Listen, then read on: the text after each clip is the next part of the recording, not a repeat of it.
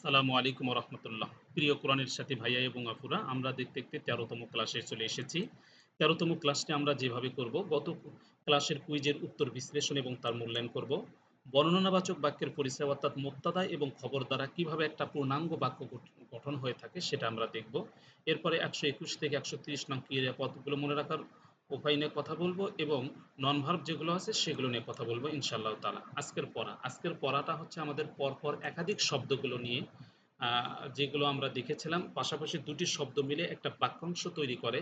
যেমন ইজাফাত ছিল কি নিয়ে, মুজাফ এবং মুজাফ ইলাই মিলে আমরা ১৩তম ক্লাসে শিখেছি, এবং মাকসুব এবং সিফত মিলে মোরাক্কাবে তাওসিফি হয়, সেটা আমরা শিখেছি ১২তম ক্লাসে। আজকে আমরা শিখব মুবতাদা এবং খবর। মুবতাদা এবং খবর এই দুটি মিলে বাক্য গঠিত হয়, সেটাকে বলা হয়ে থাকে বর্ণনাবাচক বাক্য। এবার আসেন, বর্ণনাবাচক বাক্য যেটা গঠিত হয় সেটাকে আমরা বলবো হচ্ছে নমিনাল সেন্টেন্স। এই নমিনাল সেন্টেন্সের মধ্যে আমরা দুটি অংশ পাবো, একটা পাবো হচ্ছে সাবজেক্ট, আরেকটা হচ্ছে প্রেডিকেট। সাবজেক্টটা কি? সাবজেক্ট যেটা সেটাকে আরবিতে আমরা বলে থাকি মুবতাদা। মুবতাদা হলো, মুক্তাদা শব্দের শাব্দিক অর্থ হচ্ছে শুরু করা, আরম্ভ করা, সূচনা করা ইত্যাদি। আর পারিভাষিকভাবে আমরা বলতে পারি যে এসএম বাক্যের শুরুতে বসে এবং তাকে উদ্দেশ্য করে কিছু বলা হয়, সেই এসএমকে মুক্তাদা বলা হয়ে থাকে। এবার আসেন প্রেডিকেট, যেটা আরবিতে বলা হয়ে থাকে খবর। খবর কাকে বলে? সংবাদ দেওয়া, বর্ণনা দেওয়া, বার্তা দেওয়া ইত্যাদি। খবরের পারিভাষিক সংজ্ঞা হলো মুক্তাদা সম্পর্কে যা কিছু বলা হয় তাকে খবর বলা হয়ে থাকে। খবর, মুক্তাদা শব্দের অর্থ সাবজেক্ট বা উদ্দেশ্য, অর্থাৎ যার সম্পর্কে কিছু বলা হয়, অর্থাৎ মূল ফোকাসে যিনি থাকেন তাকে হচ্ছে মুক্তাদা বলা হয়ে থাকে। আর তার সম্পর্কে যা কিছু বলা হয়ে থাকে বা যা ইনফরমেশন দেওয়া থাকে বা যা খবর দেওয়া হয়, যা তথ্য দেওয়া হয়, সেটাই হচ্ছে খবর। এখন আসেন দুটাই ইরাব কি গ্রহণ করবে? স্ট্যাটাস। দুটাই হচ্ছে মুক্তাদা এবং খবর, দুটি সবসময়ের জন্য পেশ বিশিষ্ট হবে, লাস্টে যা পেশ হবে। আচ্ছা, এবার আসেন বাংলা আমরা অর্থ তুলব তাহলে কিভাবে? আমরা দেখে আসছি মোজাব, মোজাবি ইলাই, মাউসুফ, সিফত, জার মাজরুর আমরা যখন নিয়ে এসেছি সব সময়ের জন্য আমরা পিছনের অংশটাকে আগে আমরা অর্থ তুলে নিয়ে এসেছি, কিন্তু মুক্তাদা খবরের ক্ষেত্রে প্রথমে যে অংশটা থাকবে অর্থাৎ মুক্তাদার অর্থটা আগে উঠাতে হবে। এবার তাহলে লক্ষ্য করুন, বাক্য এসেছে আল ইসলাম ও দিনুন। এখানে লক্ষ্য করুন আল ইসলাম ও দিনুন, এখানে আমাদেরকে আগে ইসলাম শব্দটির অর্থটা নিতে হবে। তাহলে আল ইসলাম ও দিনুন, ইসলাম একটি ধর্ম। আল্লাহু খলিকুন, আল্লাহর অর্থটাকে আমাদেরকে নিতে হবে, কারণ হচ্ছে আল্লাহ মুক্তাদা। তাহলে আল্লাহু খলিকুন, আল্লাহ সৃষ্টিকর্তা। আচ্ছা, এবার আসেন মুক্তাদা এবং খবরের কয়েকটি বৈশিষ্ট্য রয়েছে। মুক্তাদার সাধারণত বাক্যের শুরুতে আসে, খবর পরে আসে। তাহলে এই যে বাক্যের শুরুতে যেগুলো আসছে সবগুলোকে আমরা বলবো মুক্তাদা। আচ্ছা, মুক্তাদা খবর উভয় রফা বা পেশ বিশিষ্ট হবে, যেটা বললাম এই যে আল্লাহু, আল্লাহ পেশ বিশিষ্ট হয়েছে, খলিকু, ফলিকুনটা হচ্ছে প্রান্তিকে পেশ বিশিষ্ট হয়েছে, আর শাইতানু প্রান্তিকে পেশ বিশিষ্ট হয়েছে, রজিমুন প্রান্তিকে পেশ বিশিষ্ট হয়েছে, আল ইসলামু প্রান্তিকে পেশ বিশিষ্ট হয়েছে, দিনুন প্রান্তিকে পেশ বিশিষ্ট হয়েছে। মুক্তাদা মারেফা নির্দিষ্ট হয় আর খবর হচ্ছে নাকেরা বা অনির্দিষ্ট হয়। তাহলে লক্ষ্য করুন, আমরা যদি আল ইসলামু দিনুন শব্দটির দিকে তাকাই, এই পুরো বাক্যটার দিকে তাকাই, তাহলে আল ইসলামু বলতে শুরুতে আলিফলাম এসে ইসলামটা আলিফলাম যুক্ত হয়েছে এবং এই জন্য এটা মুক্তাদা হয়েছে। দিনুনটা হচ্ছে আলিফলাম মুক্ত হয়েছে, এটা হচ্ছে নাকেরা হয়ে গেছে। আর শাইতানু রজিমুন, আর শাইতানু শব্দটা শুরুতে আলিফলাম এসে এটা মারেফা হয়েছে, রজিমুন এটা হচ্ছে নাকেরা হয়েছে। সুতরাং এটি হচ্ছে মুক্তাদা এবং খবর। আল্লাহু খলিকুন, আল্লাহর শুরুতে আলিফলাম এসেছে এবং খলিকুনের শেষে শুরুতে আলিফলাম আসেনি, সুতরাং এটা একটা আল্লাহ শব্দটা মারেফা, খলিকুনটা হচ্ছে নাকেরা। সুতরাং এগুলো হচ্ছে মুক্তাদা এবং খবর। এখন মুক্তাদা এবং খবর চিনিবার উপায়, অর্থাৎ যে যেভাবে মুক্তাদা এবং খবর হতে পারে। প্রথমে হচ্ছে শব্দটি মুক্তাদা যা হবে তা আলিফলাম যুক্ত হবে। ২ নাম্বার, কোনো কিছুর নাম হতে পারে, যেমন মানুষের নাম, স্থানের নাম, যেমন মুসা, ঈসা, মাক্কা। মুসা, ঈসা ব্যক্তির নাম, মাক্কা একটা স্থানের নাম। আচ্ছা, মুক্ত সর্বনাম, আমরা মুক্ত সর্বনাম যেগুলো করেছি হুয়া, হুম, আনতা, আনতুম, আনা, নাহনু, এগুলো যখন বাক্যের শুরুতে বসবে সবগুলোকে আমরা বলবো হচ্ছে মুক্তাদা। সম্পর্ক সূচক যে সকল শব্দ আছে, আসমাউল মাউসুল, অর্থাৎ আমাদের এখনো পড়া হয়নি, আমরা পড়বো আল্লাজি, আল্লাজিনা, আল্লাতি, আল্লাতানি, এই যে এই শব্দগুলো হচ্ছে ইসমে মাউসুল। এর নির্দেশবাচক যে সকল শব্দ আছে অর্থাৎ ইসমে ইশারা, সবগুলো যেখানে আসবে সেটাকে আমরা ধরবো হচ্ছে মুবতাদা হাজা, হাজি, হাউলাই, এরপর র এর ওয়ালা শব্দ ইজাফাত যুক্ত যার সাথে হবে, অর্থাৎ ইজাফাত যার সাথে যুক্ত হবে সেইটা হচ্ছে আমরা বলবো মুবতাদা। ইয়া পরবর্তী শব্দ অর্থাৎ হরফে নিদা আসবে, ইয়া, আয়া, হায়া, আয় হামজাতে মাফতুহা, আমরা এখনো পড়িনি, আমরা পড়বো। এই হরফে নিদার পর যে অংশটা আসবে, হরফে নিদার পর যে অংশটা আসবে সেটাকে আমরা বলবো মুবতাদা। আচ্ছা, মুবতাদা।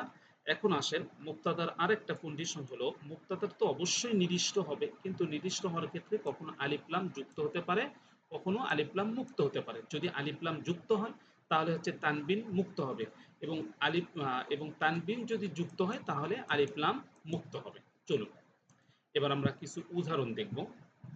আচ্ছা, তার আগে আমরা উদাহরণ নাম্বার ১ নাম্বার দেখব। আমরা যে মোজাফ মোজাফ ইলাই দেখেছিলাম, মোজাফের আমাদের শর্তগুলো ছিল কি কি, যে শুরুতে মোজাফের শুরুতে আলিফ লাম হবে না, কিন্তু মোজাফ ইলাইয়ের শুরুতে আলিফ লাম হবে। শাইতানির রাজিম।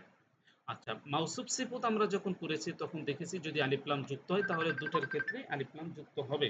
যেমন আশ-শাইতানির রাজিমি, দুটোর ক্ষেত্রে আলিফ লাম যুক্ত হয়েছে, সুতরাং এটাকে আমরা বলবো হচ্ছে মুরাক্কাবে তাওসিফি অর্থাৎ মাউসুফ সিফত। আর মুবতাদা খবর যখন হবে তখন হচ্ছে মুবতাদাতে আলিফ লাম যুক্ত হবে এবং খবরটা আলিফ লাম মুক্ত হবে। আর শাইতানু রাজিমুন, সুতরাং এটি হচ্ছে মুবতাদা এবং খবর। এখন আমরা পরবর্তী আরেকটা উদাহরণ দেখব, বেলালুন আলিমুন। তাহলে বেলালটাকে আমরা কি বলবো? বেলালটাকে অবশ্যই আমরা মুবতাদা বলবো, কারণ আমাদেরকে একটা তথ্য দিয়ে দিয়েছে যে হচ্ছে কোনো ব্যক্তির নাম হওয়া, সুতরাং বেলাল একজন ব্যক্তির নাম। আলিমুন, তাহলে এটাকে আমরা খবর বলবো। পূর্ণ এটা একটা বাক্য গঠিত হয়েছে, বেলালুন আলিমুন, বেলাল একজন জ্ঞানী ব্যক্তি। আচ্ছা, আল্লাহু খালিকুন, তাহলে আল্লাহ সৃষ্টিকর্তা, এটা কি হলো? মুবতাদা এবং খবর। আল ইসলামু দ্বীনুন, আল ইসলামু দ্বীনুন, ইসলাম একটি ধর্ম। তাহলে এখানে কি এসেছে? মুবতাদা এবং খবর এসেছে। মুহাম্মাদুন নাবিয়ুন, মুহাম্মদ সাল্লাল্লাহু আলাইহি ওয়াসাল্লাম একজন নবী।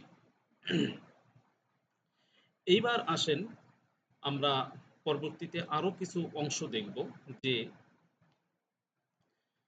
মাউসুফ সিফত আমরা যেখানে দেখে এসেছি, সে মাউসুফ সিফত হতে গেলে সেখানে জ্ঞানীর মিল থাকতে হয়। জ্ঞানী বলতে কি? জি দ্বারা আমরা বুঝেছি হচ্ছে জেন্ডার অর্থাৎ লিঙ্গ।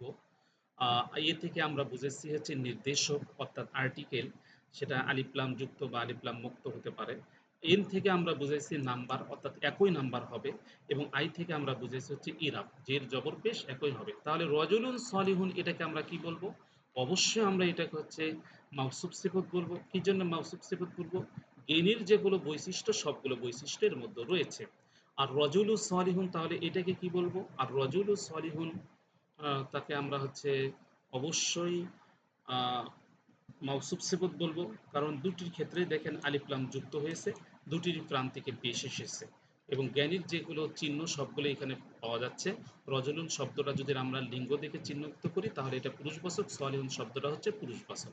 আবার নির্দেশক যদি আমরা নির্ণয় করি দুটির ক্ষেত্রে হচ্ছে আলিফ লাম এসেছে। বচনের ক্ষেত্রে যদি আমরা দেখি তাহলে আর রজলু শব্দটা এক বচন, সলিহুন শব্দটা হচ্ছে এক বচন। আর ইরাবের ক্ষেত্রে যদি আমরা দেখি রজুলু শব্দটা শেষে পেশ এসেছে, সলিহুন শব্দটারও প্রান্তিকে পেশ এসেছে, সুতরাং এটা হচ্ছে আমরা মুক্তাদা বলবো না, এটা হচ্ছে মাউসুফ সিফত। এখন আসেন মাউসুফ আর সিফত এর মধ্যে তুলনাবাচকভাবে আমরা কিছু উদাহরণ দেখব দুটিকে একত্রিত করে। শব্দটা একটা শব্দ ধরুন, বাইতুল কাবিরুন, আল বাইতু কাবিরু। দেখেন আমরা বলেছি যে মাউসুফ সিফত হওয়ার ক্ষেত্রে দুটি মারেফা হতে হবে। আল বাইতু আল কাবিরু দুটি মারেফা হয়েছে, প্রান্তিকে দুটিরই পেশ হয়েছে, দুটি হচ্ছে এক বচন হয়েছে। আল বাইতু কাবিরুন এটাকে তাহলে আমরা কি বলবো? এই অংশটাকে আমরা মুক্তাদা খবর বলবো। কি জন্য? একটা আলিফ লাম যুক্ত হয়েছে আর একটা হচ্ছে আলিফ লাম মুক্ত হয়েছে, একটা এবং হচ্ছে দুটিতেই পেশ বিশিষ্ট হয়েছে। জ্ঞানীর হচ্ছে এখানে মিল আমরা খুঁজে পেলাম না, জ্ঞানী হলে দুটিতেই হচ্ছে মারেফা হওয়া লাগতো, মারেফা হলো না। ঠিক এমন হবে আল আব্দু সলিহুন, এটা হচ্ছে মুক্তাদা খবর। এখন আসেন আমরা দুই ধরনের বাক্য দেখব, একটা দেখব আমরা জুমলাতুল ফেলিয়া আর একটা দেখব জুমলাতুল ইসমিয়া। প্রথমে আমরা জুমলাতুল ইসমিয়া যদি দেখি তাহলে হচ্ছে জুমলাতুল ইসমিয়া গঠন হওয়ার জন্য সব সময়ের জন্য মুবতাদা এবং খবর হতে হবে, অথবা খবর বিল মুতাআল্লিক হতে হবে। এখন লক্ষ্য করুন শাইতানির রজিম, এই শাইতানির রজিম এই জায়গাটাতে শয়তান হয় অভিশপ্ত। আচ্ছা, তাহলে হচ্ছে এখানে মুবতাদা এবং খবর। আর জুমলাতুল ফেলিয়া হওয়ার ক্ষেত্রে প্রথমে ফেল আসবে, তারপরে ফাইল আসবে, তারপরে মাফুল আসবে। তাহলে খলাকাল্লাহুল ইনসানা, আল্লাহ মানুষকে সৃষ্টি করেছেন। এখন আসেন আল মুরাক্কাফিল ইজাবি বাক্যাংশ যেগুলো, সেগুলো নিয়ে আমরা একটু আলোচনা করি। মুরাক্কাবে ইজাবি আমরা যেটা দেখে এসেছি সেখানে কি কি থাকবে? মুজাফ মুজাফ ইলাইহি থাকবে। প্রথমেরটা থাকবে আলিফ লাম মুক্ত, পরেরটা হবে আলিফ লাম যুক্ত। সবসময়ের জন্য মুজাফটা হচ্ছে জের জবর পেশ যে কোনো একটা হতে পারে, কিন্তু মুজাফ ইলাইহিটা সবসময়ের জন্য জের হবে। যেমন শাইতানির রজিমি মিলে গেছে, এখানে হচ্ছে আলিফ লাম মুক্ত হয়েছে শাইতানটা, এবং রজিমটা হচ্ছে আলিফ লাম যুক্ত হয়েছে। আচ্ছা, এবার আসেন জার মাজরুর। জার মাজরুর বলতে আমরা হরফে জার যেগুলো করেছি, মিন, আন, ইলা, আলা, ফি, বি, লিলা, এই যে এই হরফে জারগুলো যেখানে আসবে, এর পরে যে অংশটা আসবে সেটাকে আমরা বলবো মাজরুর। যেমন মিনাশ শাইতানি, মিন হরফে জার, এরপরে শাইতানি এসে প্রাণ থেকে জেদ দিয়েছে, এটা হচ্ছে জার, আর এটা হলো মাজরুর। আচ্ছা, সিফাত মাউসুফ। সিফাত মাউসুফের গুণ তো একই থাকবে, অর্থাৎ জ্ঞানীর মিল থাকবে। তাহলে আশ-শাইতানি আর রজিমি, এটা হচ্ছে সিফাত মাউসুফ। এখন মোরাক্কাবে আতফি, মোরাক্কাবে আতফি বলতে আমরা কিছু কিছু আহ, হরফে আতফ দেখেছি, সেগুলো আসতে হবে। তার পূর্বের অংশটাকে আমরা মাতুফ আলাই বলবো, পরের অংশটাকে আমরা মাতুফ বলবো। যেমন ওয়াফা সুম্মা হাত্তা আও আম ইম্মা বাল্লা কিল্লা, যেমন লাহুম মাগফিরাতু ওয়া রিজকুন কারীম। এখানে ওয়াওটা হচ্ছে হরফে আতফ, হরফে আতফের পূর্বে এসেছে লাহুম মাগফিরাতুন, এটা হলো মাতুফ আলাই, এর পরের অংশটা হচ্ছে রিজকুন কারীম, এটা হচ্ছে মাতুফ। আরেকটা আমরা দেখেছি হচ্ছে মোরাক্কাবে ইশারি, যেটা নিয়ে আমরা কথা বলেছিলাম। এই ইশারি গুলো নিয়ে আমরা আরো কথা বলবো পরবর্তীতে, তবে একটু আপনাদেরকে জানিয়ে রাখি যে মোরাক্কাব ইশারা হাজা, হাজি, হাউলাই, জালিকা, তিলকা, উলাইকা, এগুলো হলো ইসমি ইশারা।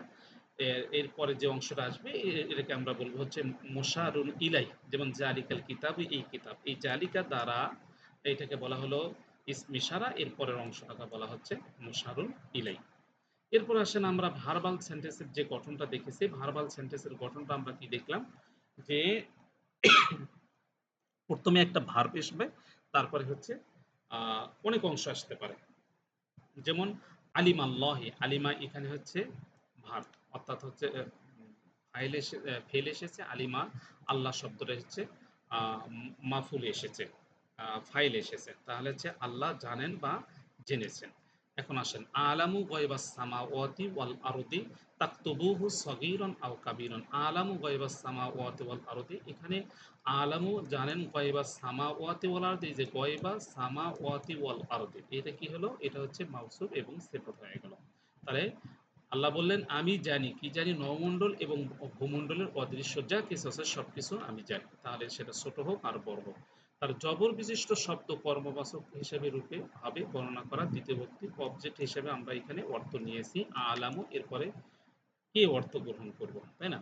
এরপরে হচ্ছে মুতাল্লিক বিল খয়ের, মুতাল্লিক বিল ফেল কিভাবে আসবে? একটা ফেল আসবে, ফেলের পর একটা হচ্ছে জার এবং মাজরুর আসবে, জার মাজরুর এসে ওই ফেলটার সাথে মোতাল্লেক হবে। এখানে শব্দ এসেছে আমান্তু, আমান্তু শব্দটার পর এখানে এসেছে, এখানে বি এসেছে, বিটা হচ্ছে হরফে জার, এ হচ্ছে আল্লাহি শব্দটা হচ্ছে মাজরুর। তাহলে জার মাজরুর দুটা মিলে হয়ে গেছে মোতাল্লিক। এই মোতাল্লিকটা হলো কার সাথে? এই যে আমান্তু, এই যে ফিল্ডটা এসেছে এই ফিল্ডের সাথে হচ্ছে মোতাল্লিক হয়ে এটা হয়ে গেছে জুমলাতুল ফেলিয়া। আচ্ছা, এরপরে আসেন সর্বনাম যুক্ত কে, অর্থাৎ দ্বিতীয় বিভক্তি আমরা হচ্ছে নিব।